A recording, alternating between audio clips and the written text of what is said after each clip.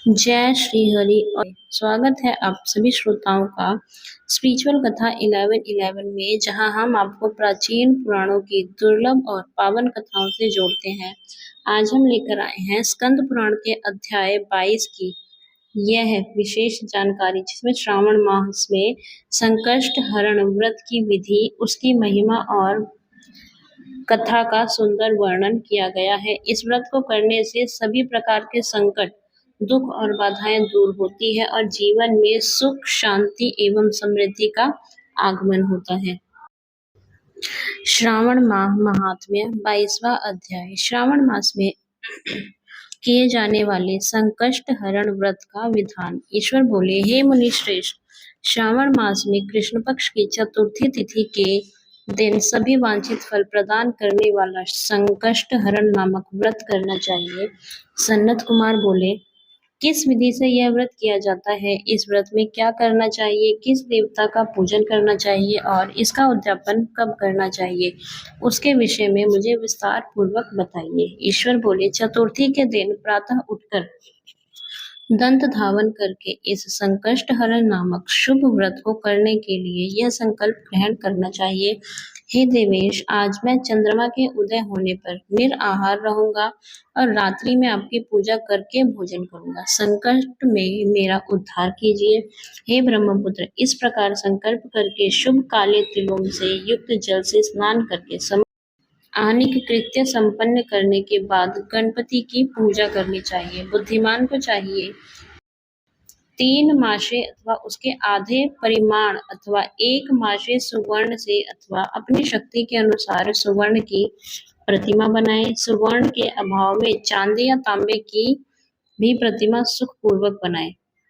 यदि निर्धन हो तो वह मिट्टी की ही शुभ प्रतिमा बना ले, किंतु इसमें वित्त शाठ्य ना करे, क्योंकि ऐसा करने पर कार्य नष्ट हो जाता है। रम्य अष्टदल कमल पर जल से पूर्ण तथा वस्त्र युक्त कलश स्थापित करें और उसके ऊपर पूर्ण पात्र रखकर उसमें वैदिक तथा तांत्रिक मंत्रों द्वारा 16 उपचारों से देवता की पूजा करें।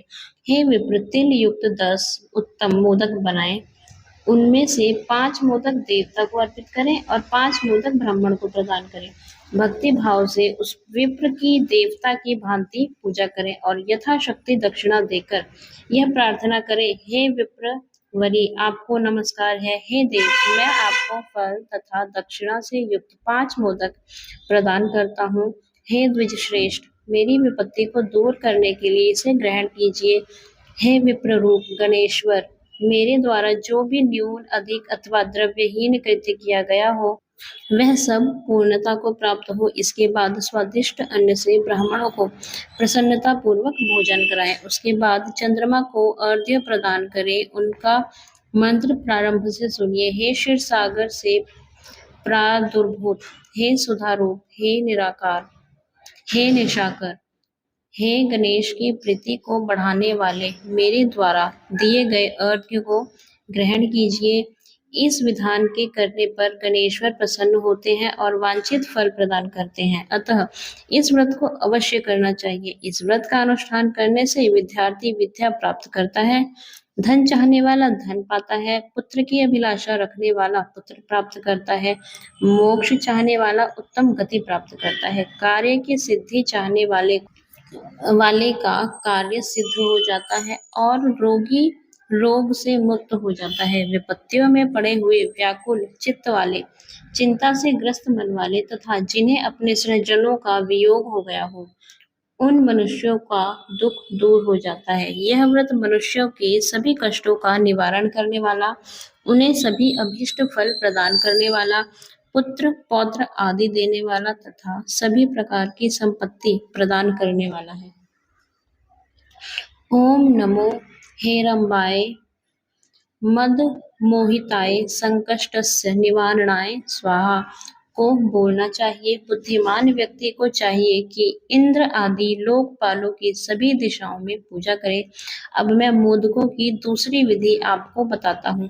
पके हुए मूंग तथा तिलों से युक्त घी में पकाए गए तथा गरी के छोटे छोटे टुकड़ों से मिश्रित मोदक गणेश जी को अर्पित करें। उसके बाद दूर्वा के अंकुर लेकर इन नाम पदों से पृथक पृथक गणेश जी की पूजा करें। उन नामों को मुझसे सुनिए। हे गणाधीप, हे उमापुत्र, हे अघनाशन, हे एकदंत, हे इभवक्त्र, हे मूषक वाहन, हे विनायक, हे ईशपुत्र, हे सर्व सिद्धि, हे स्कंद गुरु, हे सर्व संकष्ट नाशक, हे लंबोदर, हे गणाध्यक्ष, हे गौरिया गमल संभव, हे धूमकेतु, हे भालचंद्र, हे सिंदूर सुरमर्दन, हे विधानिधान, हे विद्यानिधान, हे विगत, हे शूर्पकर्ण, आपको नमस्कार है। इस प्रकार इन 21 नामों से गणेश जी की पूजा करें। उसके बाद भक्ति से नम्र होकर प्रसन्न बुद्धि से गणेश देवता से इस प्रकार प्रार्थना करें। हे विघ्नराज, आपको नमस्कार है। हे उमापुत्र, हे अघनाशक, जिस उद्देश्य से मैंने यथाशक्ति आज आपका पूजन किया है, उससे प्रसन्न होकर शीघ्र ही मेरे हृदय स्थित मनोरथों को पूर्ण कीजिए। हे प्रभु, मेरे समक्ष उपस्थित विविध प्रकार के समस्त विघ्नों का नाश कीजिए। मैं यह सभी कार्य आपकी ही कृपा से करता हूँ। मेरे शत्रुओं की बुद्धि का नाश कीजिए तथा मित्रों की उन्नति कीजिए। इसके बाद 108 आहुति देकर होम करें। उसके बाद व्रत की संपूर्णता के लिए मोदकों का वायन प्रदान करें। उस समय यह कहें, गणेश जी की प्रसन्नता के लिए मैं 7 लड्डुओं तथा 7 मोदकों का वायन फल सहित ब्राह्मण को प्रदान करता हूँ। तदनंतर हे सत्तम पुण्यदायिनी कथा सुनकर इस मंत्र के द्वारा 5 बार प्रयत्न पूर्वक चंद्रमा को अर्घ्य प्रदान करें। शिरोदार्ण वसंभूत अत्रि गोत्र समुद्भव गृहाणाराध्यम मया दत्तम रोहिण्या सहित शशीन। क्षीर सागर से उत्पन्न तथा अग्निगोत्र में उत्पन्न हे चंद्र, रोहिणी सहित आप मेरे द्वारा प्रदत्त अर्घ्य को स्वीकार कीजिए। इसके बाद अपने अपराध के लिए देवता से क्षमा प्रार्थना करें और अपने सामर्थ्य के अनुसार ब्राह्मणों को भोजन कराएं तथा ब्राह्मणों को जो अर्पित किया हो उसके अवशिष्ट भोजन को स्वयं ग्रहण करें। मौन होकर 7 ग्रास ग्रहण करें और अशक्त हो तो इच्छा अनुसार भोजन करें। इसी प्रकार 3 मास अथवा 4 मास तक विधान पूर्वक इस व्रत को करें। उसके बाद बुद्धिमान को चाहिए कि 5वें महीने में उद्यापन करे। उद्यापन के लिए बुद्धिमान को अपने सामर्थ्य के अनुसार स्वर्णमयी गणेश प्रतिमा बनानी चाहिए। उसके बाद उस भक्ति संपन्न मनुष्य को पूर्वोक्त विधान से चंदन, सुगंधित द्रव्य तथा अनेक प्रकार के सुंदर पुष्पों से पूजा करनी चाहिए और एकाग्रचित होकर नारिकेल फल से अर्घ्य प्रदान करना चाहिए। पायस से युक्त सूप में फल रखकर उसे लाल वस्त्र से लपेटकर यह वायन भक्त ब्राह्मण को प्रदान करें। साथ ही स्वर्ण की गणपति की प्रतिमा भी दक्षिणा सहित उन्हें दें। व्रत की पूर्णता के लिए 1 आढ़त तिल का दान करें। उसके बाद विघ्नेश प्रसन्न हो ऐसा कहकर देवता से क्षमा प्रार्थना करें। इस प्रकार उद्यापन करने से अश्वमेघ यज्ञ का फल प्राप्त होता है और मनोवांछित सभी कार्य सिद्ध हो जाते हैं। हे सत्तम, पूर्व कल्प में स्कंद कुमार के चले जाने पर पार्वती ने मेरी आज्ञा से 4 महीने तक इस व्रत को किया था। जब 5वें महीने में पार्वती ने कार्तिकेय को प्राप्त किया था, समुद्र पान के समय अगस्त्य जी ने इस व्रत को किया था और 3 माह में विघ्नेश्वर की कृपा से उन्होंने सिद्धि प्राप्त कर ली। हे विपेंद्र, राजा नल के लिए दमयंती ने 6 महीने तक इस व्रत को किया था। तब नल को खोजती हुई दमयंती को वे मिल गए थे।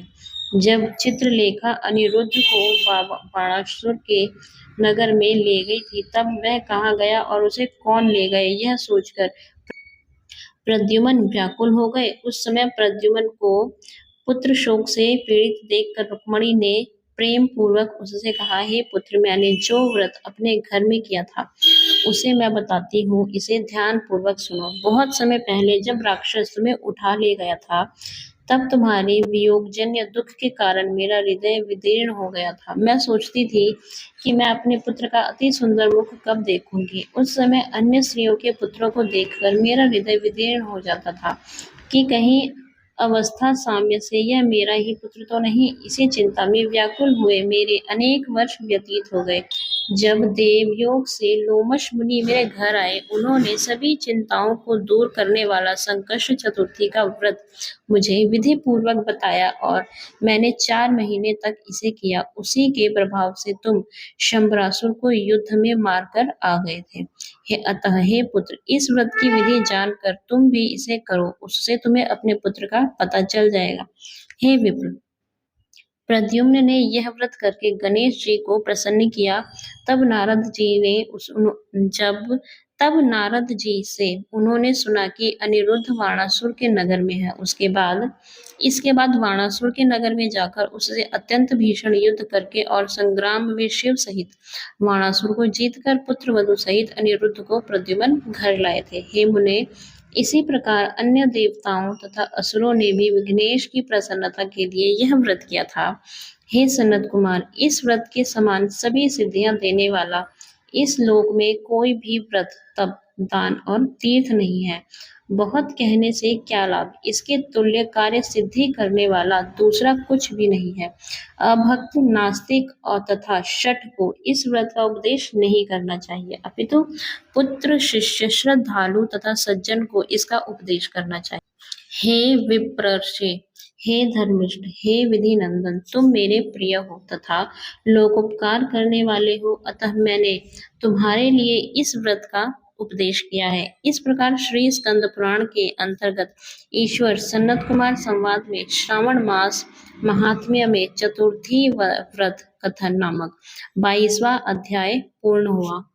यदि आपको यह वीडियो ज्ञानवर्धक और उपयोगी लगा हो तो कृपया इसे लाइक करें, शेयर करें और स्पिरिचुअल कथा 1111 को सब्सक्राइब करना बिल्कुल ना भूलें। अपनी श्रद्धा और अनुभव कमेंट्स में जरूर बताएं। फिर मिलेंगे एक और पवित्र अध्याय के साथ। हर हर महादेव, जय श्री गणेश।